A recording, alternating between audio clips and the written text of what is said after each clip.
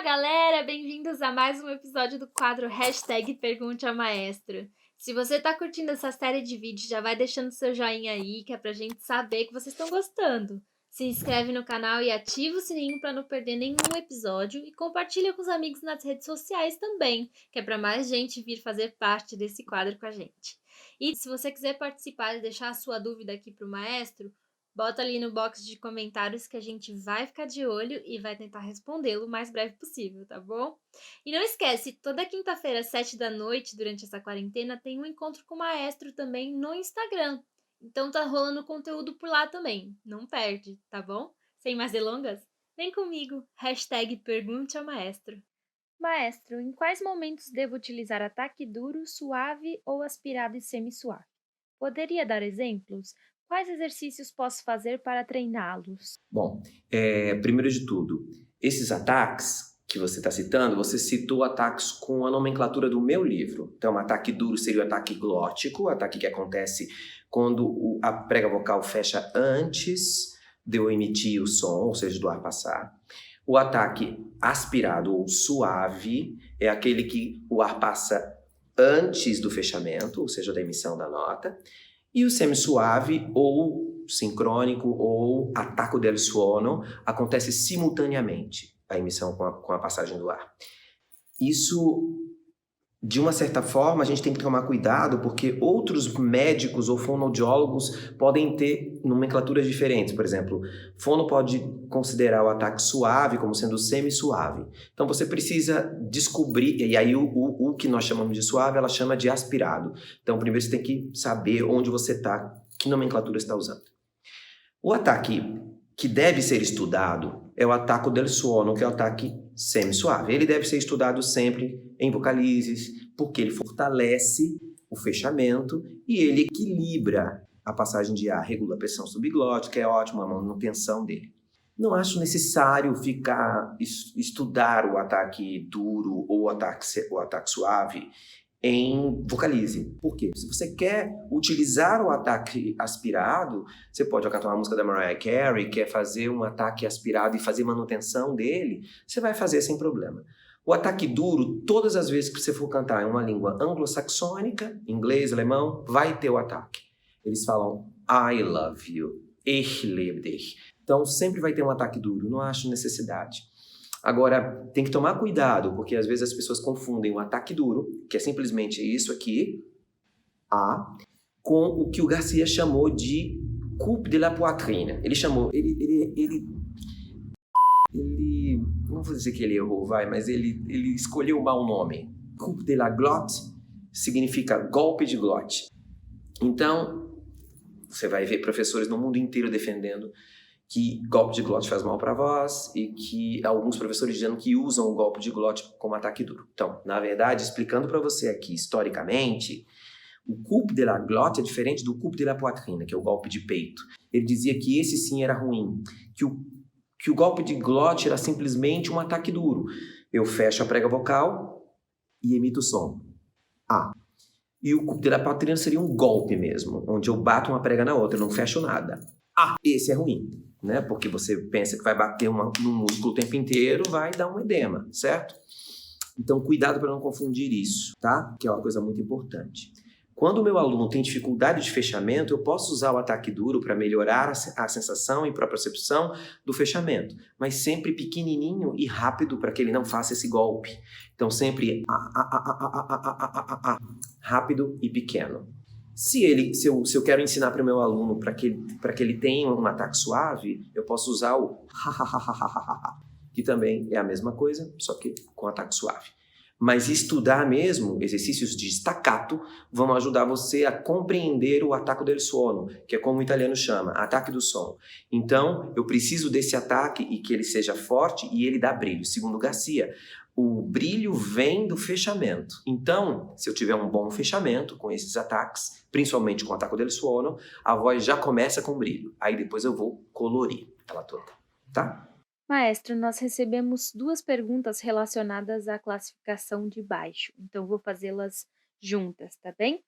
Primeira, tem algum baixo profundo belter conhecido? Até onde um baixo pode chegar?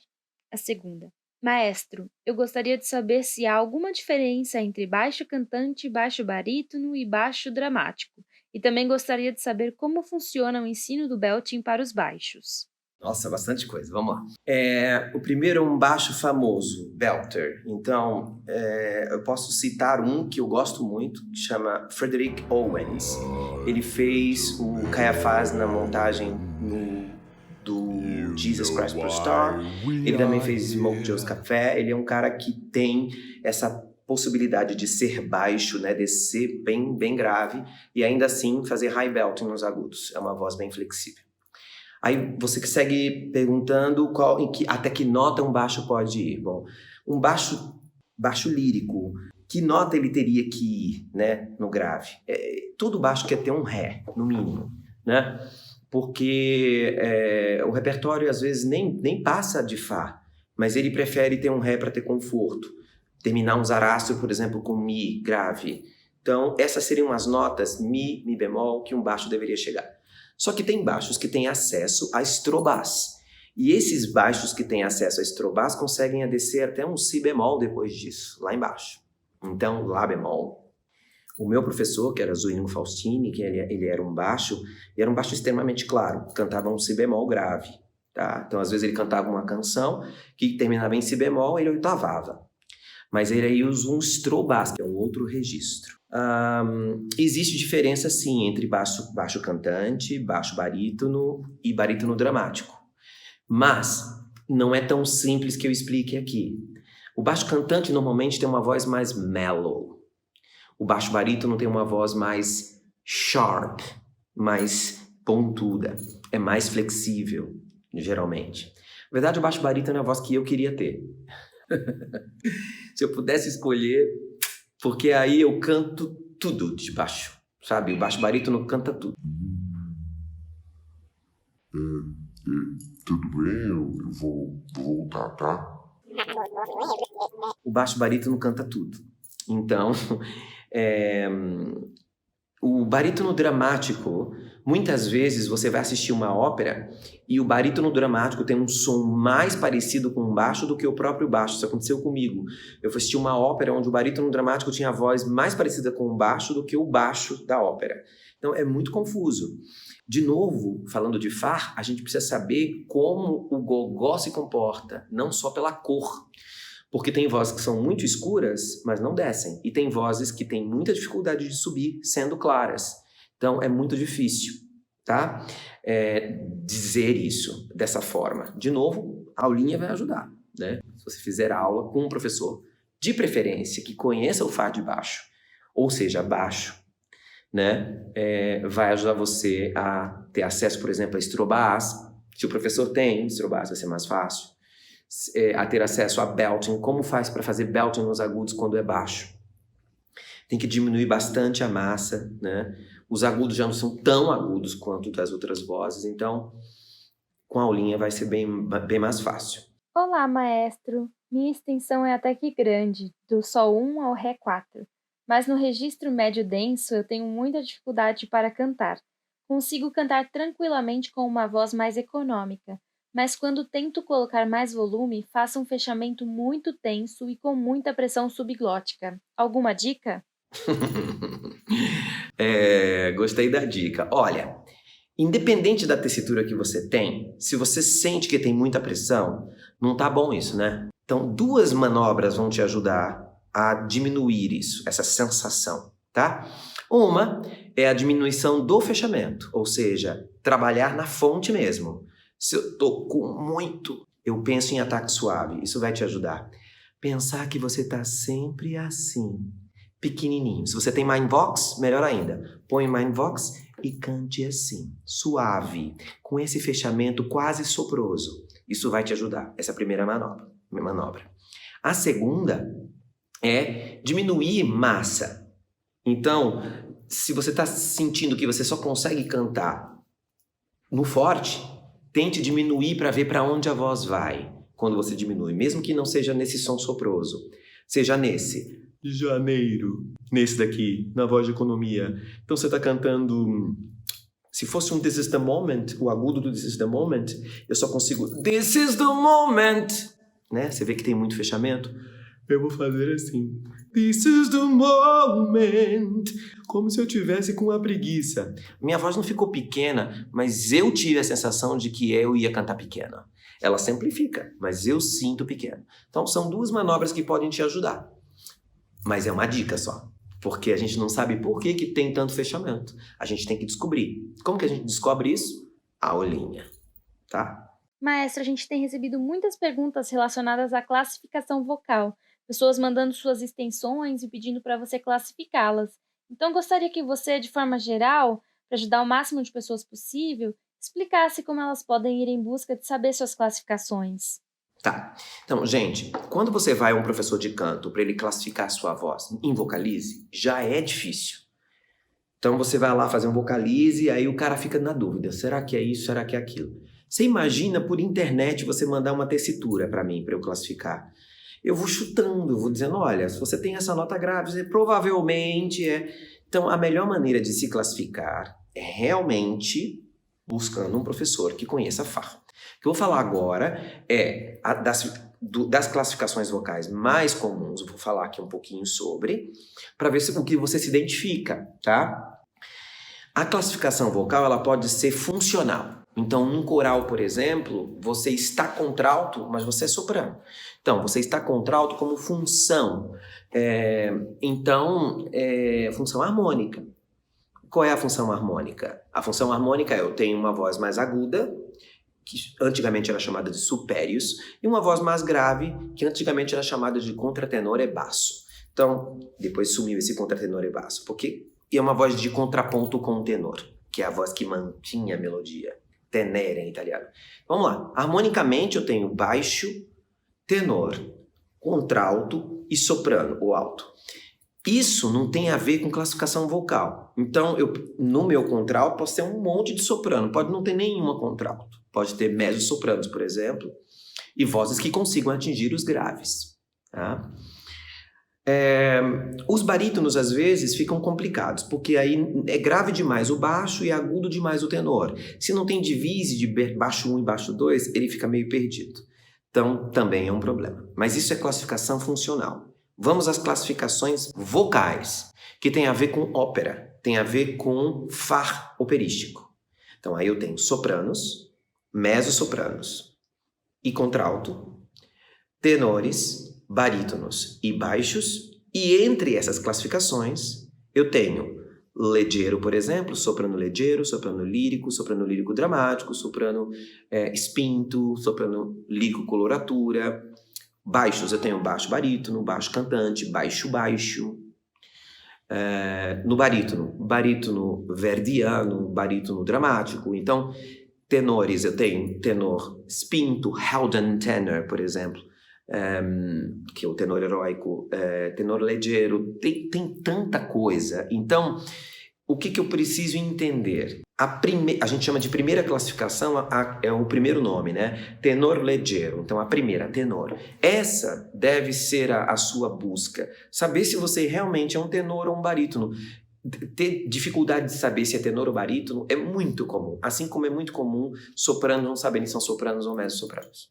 Tá? Uma mezzo-soprano robusta pode tirar a voz, assopranar a voz e passar do sol e chegar até ré. E aí você fala, ela é soprano. Não, ela não é soprano, ela tirou o timbre para fazer isso. Ela não não está subindo com a voz inteira dela, com o timbre inteiro dela. O timbre, pelo menos, inteiro. Então é muito confuso, tá? Quantas pessoas chegam no meu estúdio depois de estudarem 5 anos, 6 anos, eu digo, desculpa, eu não acho que você é soprano. Eu acho que você é mezzo-soprano. E aí a pessoa fica chocada, assim, mas eu estudei a vida inteira. Ou o contrário, normalmente é o contrário. Você não é mezzo-soprano, você só não tem acesso aos seus agudos. Você é soprano. Sorry, é o que eu acho. Então esse erro é super comum. Mas vou dizer o que meu professor dizia. Não fique obcecado por isso também. Por quê? Porque você pode ir cantar, e no início, né, pelo menos no início, cantando o repertório que não seja tão agudo ou tão grave, você vai aprender a cantar, a fazer um cantabile, a aprender a unir as notas, a fazer música. Isso é o mais importante. Quando você frasear, até vai melhorar.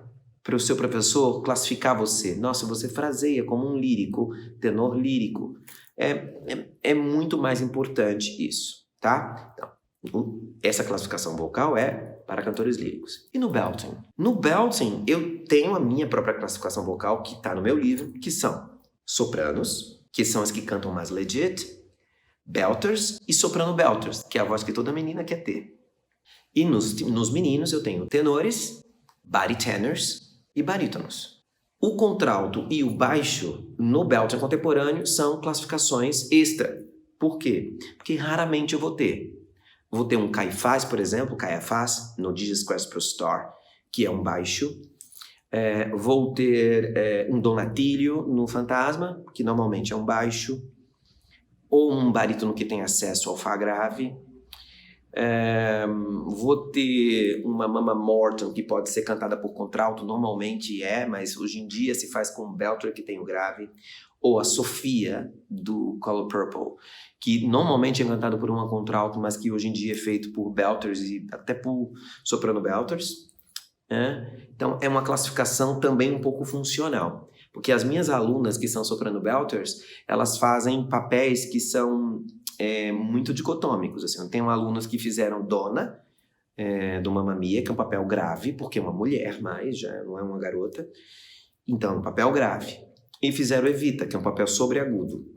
E às vezes no musical ela é belter e no outro ela tá cantando legit, ela é soprano, entendeu?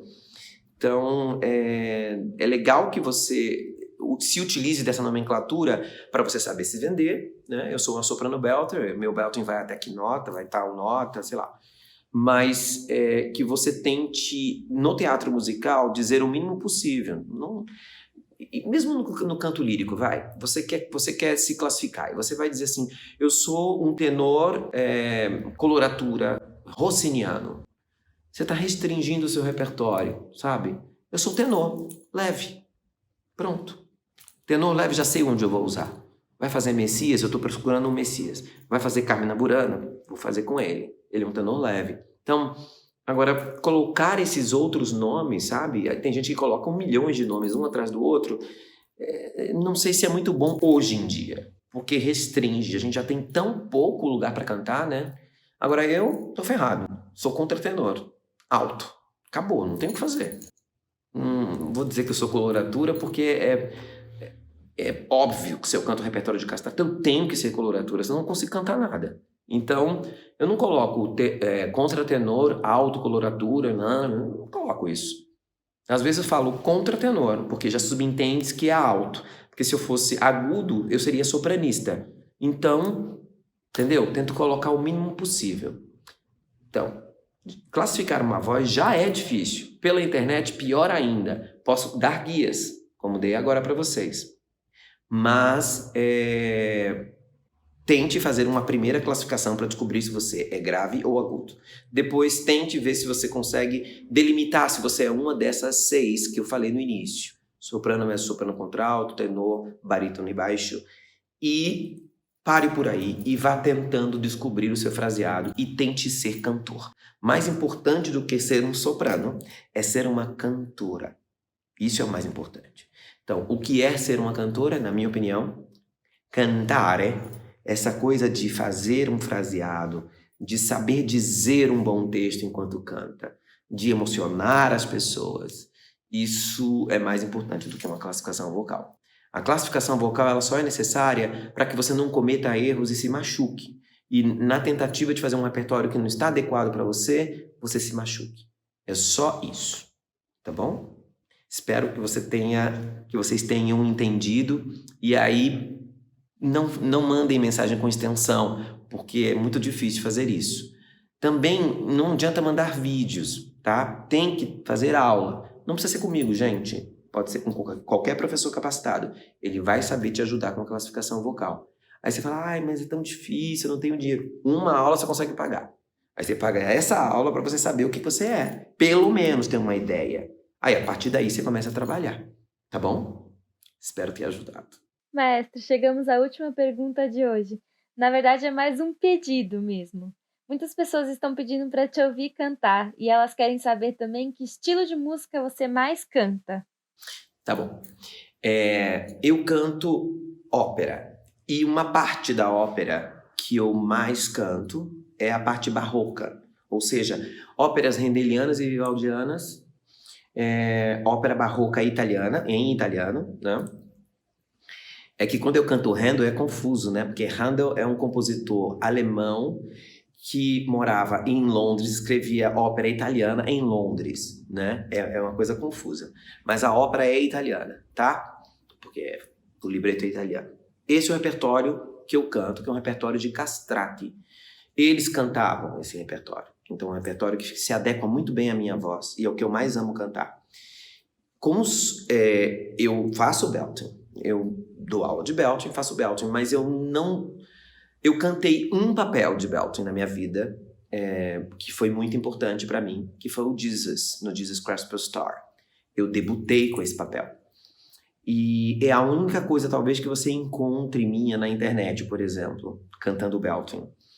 Eu amei fazer esse papel, e é bem agudo, mas você vai encontrar, talvez, alguma coisa minha como contratenor. Mas nós estamos planejando, quando o nosso canal tiver 5.000 inscritos, eu vou botar uma playlist só de músicas minhas, eu cantando, para que você possa ouvir a minha voz e curtir um pouco também desse tipo de ópera que não é tão feito aqui no Brasil, que é a ópera barroca, tá? Então, avise os seus amigos para entrarem no nosso canal, para se inscreverem, para que a gente chegue logo aos 5.000, para você ter uma playlist minha cantando. Quem sabe eu não coloco um pouquinho eu fazendo o belting também. Vamos ver. Eu tenho algumas, mas mais pra frente, tá? Por que eu não coloco belting? Por que não tem o Maestro Marconi cantando belting? Porque eu não quero fazer uma carreira de teatro musical cantando. Eu sou diretor, então eu quero... Tudo que eu fiz cantando, eu fiz ópera. Então é o que eu gosto de fazer. Aí também tem uma questão de gosto. Você quer, por exemplo, Marconi, você quer estar no musical, ficar de quarta a domingo cantando? Não quero. Não, eu gosto de dirigir musicais. Então, não quero me vender cantando belting. Não vejo por quê. Mas se você quiser fazer uma carreira, né, cantando os dois, é possível? Não, né? Você tem que escolher um pouquinho. Não é que não pode fazer os dois, pode. Mas eu fiz a minha escolha. E a minha escolha que eu amo é ópera barroca. Então, logo, logo a gente vai ter essa playlist. Avisa para os seus amigos, para a gente poder encher o canal, para poder ter esse momento, essa playlist só de ópera barroca com o Maestro Marconi cantando. Tá bom? Um beijão.